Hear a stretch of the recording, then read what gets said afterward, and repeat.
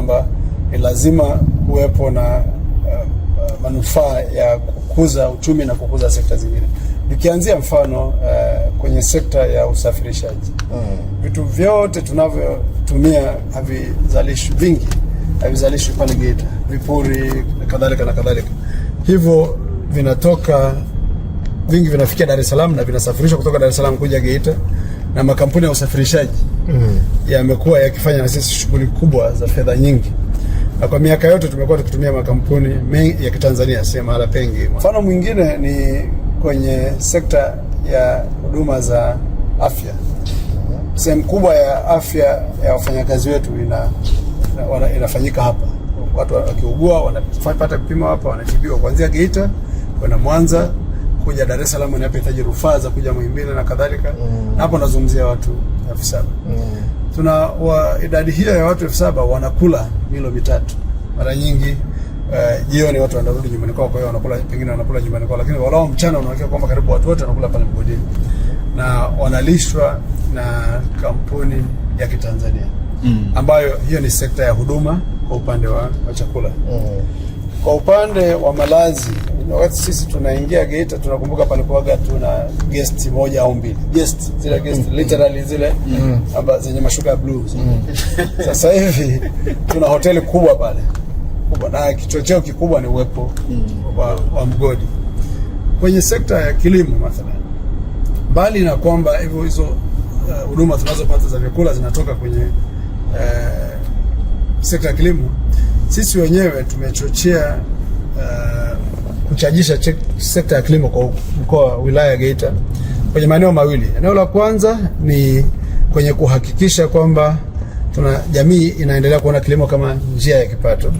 Kwa hiyo kwa kushirikiana na halmashauri na wataalamu kutoka chuo cha kilimo Morogoro na chuo kingine cha utafiti wa mpunga, tulisaidia jamii wakatumia kwa ufanisi eneo ambalo wanalo bonde kubwa karibu na ziwa kuzalisha mpunga.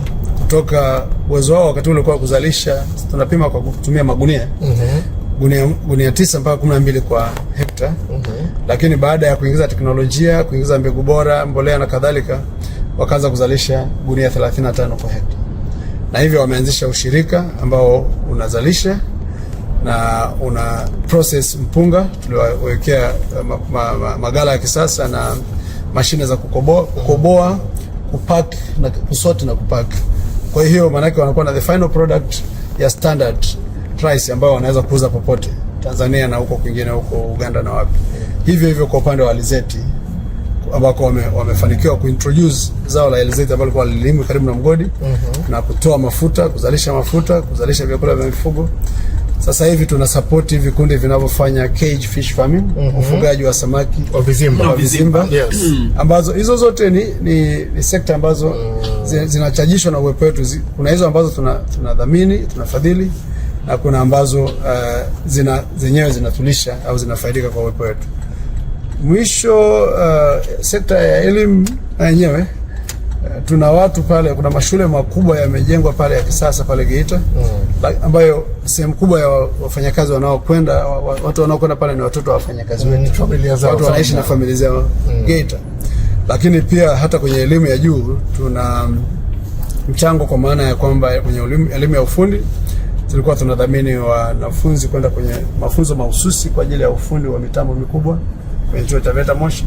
Lakini wako wale ambao wanasoma tu vikuu vingine, lakini wanakuja kwetu kwa ajili ya mafunzo ya vitendo, na baadaye wakimaliza wanakuja kama interns. Tunachukua walao mafunzo ya vitendo zaidi ya watu 60 kila mwaka, na wanaokuja kama wanagenzi na wenyewe zaidi ya watu 60. Kwa ukiziangalia unaona moja kwa moja sekta zinafungamana. Na karibuni kabisa ambalo limefanyika ni kwenye sekta ya fedha, kwa maana ya hifadhi ya thamani kupitia dhahabu, gold reserve. Benki ya Tanzania imeanza kununua dhahabu na kuweka hifadhi kama bullion, na wananunua dhahabu 20% ya dhahabu tunayozalisha. Sasa chukua ile ambayo nimekutajia, wameanza ile zoezi mwaka jana, ile nimekutajia ounce 500,000, alafu 20% inachukuliwa na BOT kwa ajili ya kuhifadhiwa. Maana yake ni kwamba hiyo inaenda kuimarisha sekta ya fedha kiasi kwamba kukiwa na jambo lolote la mtikisiko wa kiuchumi wa Ulaya, BOT wana uhakika kwamba wanayo hifadhi kwa ajili ya uchumi wa Tanzania. Kwa hiyo unaona kila mahala kuna ufungamano wa moja kwa moja kati ya sekta yetu na uwepo wa kampuni ya Anglo Gold Ashanti, Geita Gold Mine na sekta zingine. Okay. Umeona mambo hayo KP? Oh yes. Kama ametublast. Mambo ni mengi. Nakusikiliza mimi nayo mengi. Hata mimi. Mimi nimekaa natamani kukaa kidogo kwenye idadi ya ile F7 ile. Wale waajiriwa wale ni idadi kubwa sana KP. Yeah. Nikawa na interest ya kujua, unajua KP, wakati tunaposherehekea miaka 25 ya Geita Gold Mine, pia tunasherehekea kukua kwa sekta ya madini. Unajua nchi yetu sio kama manchi mengine ambayo yana mamiaka yanafanya madini. Sisi ni hapo katikati. Si ndio hivyo, niko sahihi? Wewe ndio muhenga au anarifaa kwako. Kwa hiyo ukiacha wanakuambia walipoingia walikuwa ni miongoni mwa makampuni makubwa ya mwanzo. Sio kwamba wamekuta watu wako kwa miaka. Yes. Maana yake ni kwamba ukiacha mafanikio ya kwao ya moja kwa moja ambayo tunaambiwa hapa, pia kuna mafanikio ya kukuza sekta kwa ujumla wake. Sasa kwenye sekta hapo mimi naitazama hii kitu inaitwa human resource, nguvu kazi KP. Ukiniambia kuna watu 7,000 ambao ni wengi sana, manake naiona nafasi pia ya kukuza watu kwenye elimu ya uchimbaji wa madini. Natamani kidogo hapo nipate kitu KP. Yani nijue ni kwa namna gani Watanzania wamekuwa kwenye uelewa na kujenga uzoefu na utaalamu mkubwa zaidi kupitia platform ya Geita Gold Mine. Hivi kuna wakati sisi zilipoanza issue za gas na mafuta tulianza kufundisha watu hiyo issue za oil and gas Kwa hiyo kwa upande wa huko kwenye madini ni hivyo. Tulipoanza uchimbaji mkubwa tulijikuta migodi mingine pia na yenyewe imeanza. Kulikuwa na mgodi wa Nzega Golden Pride, kulikuwa na migodi ya Barrick Bulyanhulu na Barrick North Mara, na baadaye ilikuja Barrick Buzwagi, na tukajikuta tunagombania makampuni makubwa, tunagombania watu wale wachache wanaojua uchimbaji. Kwa hiyo anatoka huku kesha anaenda kule, lakini changamoto ilikuwa zaidi kwenye mafundi mchundo, technicians.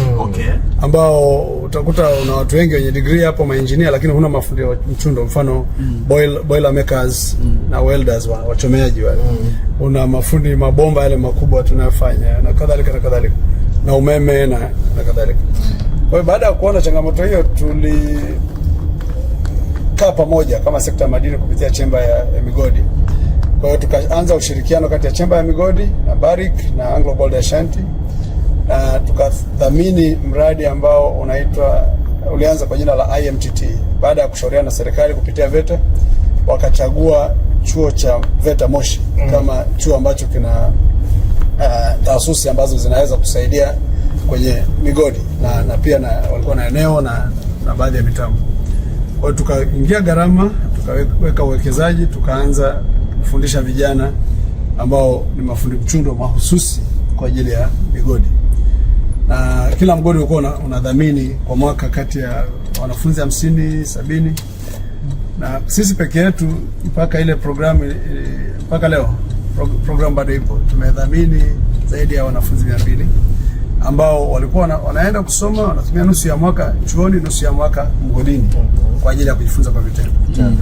Wengi wao wameajiriwa na migodi, lakini wapo ambao wameondoka, wamekuwa wanafanya kazi nje ya Tanzania, na wako ambao wameajiriwa kwenye sekta nyingine, kwa sababu kama wewe ni welder mfano, au fundi mabomba, au fundi umeme wa viwandani, au fundi umeme wa mitambo, uwe kwenye mgodi, uwe kwenye kilimo, bado utafaa kufanya ile kazi. Kwa hiyo ni moja ya miradi tuliyofanya. Mradi mwingine ulikuwa ni kwa ndani sasa. Tuliintroduce pale mgodini mashine kama chumba ambacho kina mifano ya ile mashine ambayo tunatumia simulation. Kwa hiyo watu wakawa wanajifunza kwa simulator na wanaangalia namna ya kuendesha mitambo, namna ya kuservice mitambo na kadhalika, mpaka tukawa na idadi kubwa ya watu ambao wanaweza kufanya hizo kazi. Na wengi baadaye ilipo saturate, tulidonate ule mtambo kwa chuo cha VETA. Na hao watu wanayo maarifa na wanafanya na sisi kazi. Tunao watu ambao wanakuja kwetu kupitia graduate program ambao wamemaliza tu chuo, amesoma theories, amefanya field miezi michache, wanakuja wanakaa na sisi mwaka mmoja, na by the time wanaondoka ni mine planner, ni geologist, ni metallurgist kwa maana kwenye kiwanda cha uchenjuaji wa dhahabu. Na hao tumefundisha wengi, na wengine tumebaki nao, wengine wameondoka, wamekuwa hapa Tanzania na kwingineko, wengi actually. Kwenye wastani wa hawa 200 gender mnaizingatia? Unajua kuna fani nyingine huwa zinaonekana kama ni za wanaume zaidi, huko kukoje? Wakati tunaanza tulikuwa tuna moja ya criteria ilikuwa kwamba gender balance iwepo. Okay. Lakini ilikuwa ngumu kupata wakati ule. Lakini tulipoendelea, nikizungumzia sasa, tunapata wasichana wengi hata kwenye wanafunzi wanaokuja kwa mafunzo ya vitendo interns, ambao wanakuja kama wanagenzi, wanakaa na sisi mwaka mmoja. Tunachukua 60 kila mwaka sasa kutoka vyuo vya elimu ya juu. The best students wanafaulu vizuri, wanafanya application, wanapitia majaribio, alafu wanaofaulu wanakuja. Tukichukua 60, tunachukua 50% wanawake, 50% wanaume, na tunawapa na wanapatikana. Okay. Na hiyo imetusaidia over time kupata ushiriki mzuri zaidi wa wanawake kwenye fani mbalimbali, lakini pia hata kwenye management. Na wanawake ambao wanachipukia na ambao wengine wameshakuwa kabisa kwenye nafasi kubwa za uongozi, na hao wameshiriki kwenye nafasi mbalimbali za mafunzo. Nikitoa mfano, manager yetu sasa hivi wa geology na exploration, ambayo ndio roho ya mgodi, ni mwanamke. Amespend most of her time Mtanzania. Ni Mtanzania. Okay, mwanamke na ni Mtanzania. Mbona tumesoma pamoja? Na mimi nilikuwa nahisi sisi ni wazalendo sana. Sana. Na amekuwapo pale miaka mingi, naye zaidi ya 15. Kwa hiyo amesoma, alisoma degree yake ya pili akiwa pale mgodini kwa kusomesha na mgodi. Na tunaona walipo. Na tunao kwenye hizi idara nyingine ambao wanaibukia. Watu mfano kwenye mining plan au kwenye underground mining.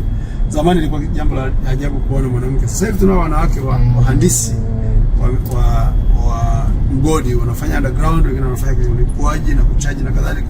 Tunao operators wanaoendesha ile mitambo mikubwa ya tani 250, wanawake. Kwa hiyo tumepiga safari ndefu, lakini nadhani piga hiyo picha inajitafsiri kwenye nini? Ukija zile idara nyeti zilikuwa zinashikiliwa karibu zote na Watanzania, ni hesabu miaka 12 iliyopita, 15 hivi. Na ilikuwa inashikiliwa na wageni, sio Watanzania, kumradhi. Sasa hivi ninavyoongea, idara hizo, idara mfano kama usalama kazini, safety mazingira na kadhalika, ina Mtanzania. Idara ya engineering ya mgodi mzima, kuanzia kwenye mitambo mpaka kwenye viwanda vya kuchenjua na kadhalika, meneja yake ni Mtanzania. Idara ya rasilimali watu, idara hiyo nyingine ya mahusiano ambayo iko chini yangu, lakini pia idara ya fedha, idara ya manunuzi. Kwa hiyo tunazungumzia kwamba tumefika mahala ambapo management, senior management, the top, ama executive team ya pale mgodini, tuna asilimia 88 kuelekea 90 wa Tanzania. Kwa hiyo tumepungua kutoka 100% 15 years ago or close to 100% sasa hizi ya wageni. Sasa hizi tunazungumzia kwamba wageni kwenye management ni less than 2%. Less than 2%. Yeah, less than 2%. Yeah. Okay. Si mchezo. Hao jamaa sisi unajua kwenye wakati wanaadhimisha hii miaka 25, kuna kitu kinaitwa stories za dhahabu nimekiona. Hii ilitokana na nini?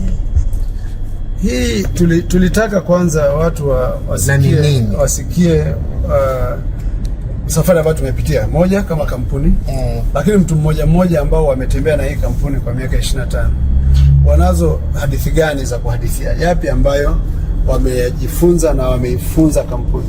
Kwa hiyo tukaamua kuziita golden stories, na kweli ni golden stories. Maana kuna watu ambao unakuta alikuwepo pale mwaka 95 wakati wa utafiti, akawepo mpaka mwaka 1999 wakati mgodi unajengwa, na yupo mpaka leo. Kwa hiyo tuna watu ambao wamekuwepo kabla ya mgodi, na wapo na sisi mpaka leo, wametembea na sisi miaka 30. Kwa hiyo they've seen more than what the mine itself has seen. But hizo stories ni za muhimu sana, kwa sababu zinasaidia kwanza kwa wale ambao wana aspire kufanya kazi migodini au kufanya na sisi na Anglo Gold Ashanti, kuona aina gani ya kampuni sisi tulio.